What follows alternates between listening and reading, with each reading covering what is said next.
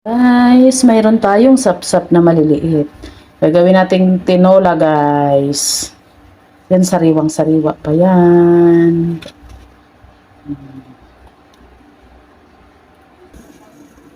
Kumulo na yung ating kamatis at sibuyas.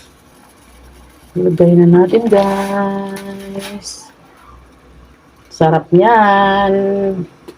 Hindi makolesterol ang ulam ni Inday ngayon. Isda-isda muna tayo. Ito naman, guys, ang ulam ni Bunso. Kasi hindi siya mahilig sa isda. Magluluto ako ng 2 piraso lang. Ito na po, hiniwa ko siya ng 4. Lagyan natin ng tubig. Ilalaga muna natin siya sa tubig. Ayan. Check na natin ang ating isda na sapsap.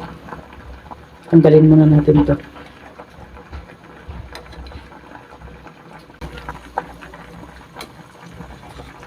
Yan, tikman muna natin, guys. Okay lasa.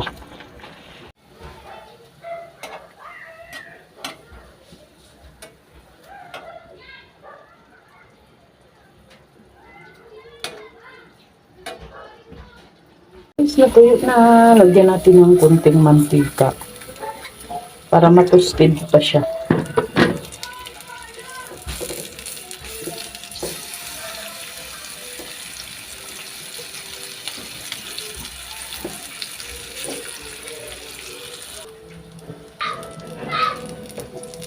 Luto na, guys.